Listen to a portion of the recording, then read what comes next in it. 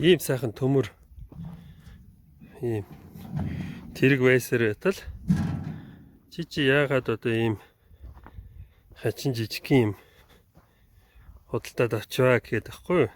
Тэгэхээр чин энэ дээр болохоор 2 шууд одоо цемент тавиад 100 кг-ыг татаха энэ дээр 2 шууд тавиад ингээд өргөөд аваад явах бас өөр байгаа байхгүй. Тэгэхээр би ийм үхэр тэрэгний юм шиг юм эсвэл одоо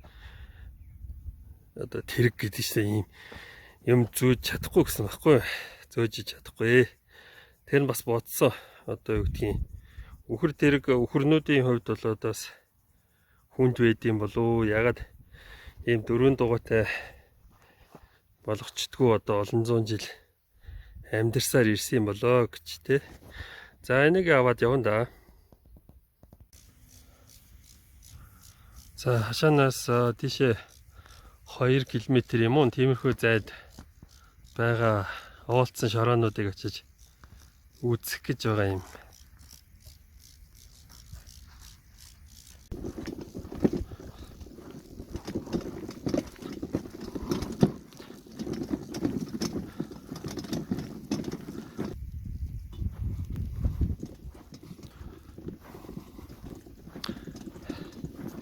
Надад барилгын материал байхгүй байгаа юм. Одоогондоо ямар нэг юм худалдаж аваагүй байна. Эндээс нэг жоохон хайрга чулуу олборлох санаатай явж ийнэ.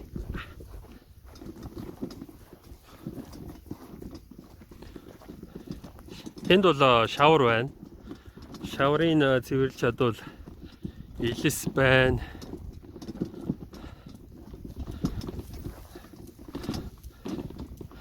За энэ би энэ өмнө ирж бас ингэж ухаж түнхсэн байгаад байгаа юм. Өнөөдөр сайхан сэрүүн үйлэрхэг байгаа учраас энд жоохон газар ухнаа. За ингээд нэг хүрцээ. 2 хүрцээ. Тэгээд шигшнэ. За өнөөдөр би тэр орсуудад юу яриад байсан талаар ярмаар байна. Би орсуудад нөгөө нэг төмөр гэсэн үг нь турк үг биш юм а гэсэн юм ярьсан байгаа. Тэгээд санскрит хэлээр одоо энэ чулууг зила гэдэг. Өөрөөр хэлбэл хуучин монголоор чилагу юм байна. Чилагу. Тэгэхээр тэр зила гэсэн үгийг араас нь уншаад элз буюу элс болох гэдэггүй юу? Урдаас нь уншаад чилагу гэдэг чулуу болж байгаа. За тэгээд бас нэг тийм юу байгаа да. Энэ англи хэлний solid гэдэг үг байдаг шүү дээ. Тэ? Solid. Тэр нь болохоор цул тийм үү? Тэгэхээр тэр цулаас чулуу үүссэн болов гэсэн бодол байдаг. Энэ чулуу ганц бусдаасаа өөр цор ганц гэдэг нь болохоор англи хэлний соло юм байгаа юм. Ягд соло гэсэн үг цороо болдсон бэхээр тэр ил үсгийг японочдтой адилхан хэлж чадахгүй байх шиг байгаа юм. Тэгэхээр чин соло гэсэн үг одоо цуулаа болоод тэгээд явдсан болов гэж. За энэ хайрга цуглуулад байгаа шалтгаан нь юу вэ гэхээр байшингийн суурийг одоо юу гэдгийг тэгшлэх зорилгоор иймэрхүү ус зайлуулах хайрга хийх гэдэг. За тэгээд энэ жоохон удаан процесс л да. Одоо ингээд сайхан гихчийн хооронд нь нөгөө чулуунуудыг хооронд нь мөргөлдүүлэх гэж байгаа. тэр англи хэлний RAM гэсэн үгийг араас нь уншаад маар болно тийм үү. Тэгээд бас өөгөр яриад байгаа шүү. Мөргөх гээд.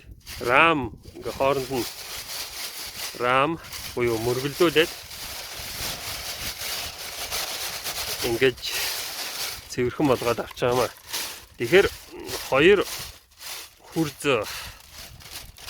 хурцнээс нэг хурцэн л үлдсэн ч гэдэг юм уу те. Эсвэл нэг хурцных нь нэг жоохон хэсэг нь үлдсэн ч гэдэг юм. Тэгэхээр энэ болохоор нэг тийм 40% л одоо чулуу олборлогдоод ах шиг юм аа. За манай аав ягаад ийм тэнэг балаа юм хийгээд байгаа юм бэ гэсэн юм ярьсан. Зүгээр агаарт ингээд сайхан нэг их яарахгүйгээр янз бүрийн бодохгүйгээр бас ажлыг зүгээр ард нэг ийм гой сайхан материал үлдээгээд л байна л да. Энийгээ дараа нь бас одоо хэрэгтэй юм болов уу гэж бодох юм. За анхаарал тавьсанд баярлалаа. Тий.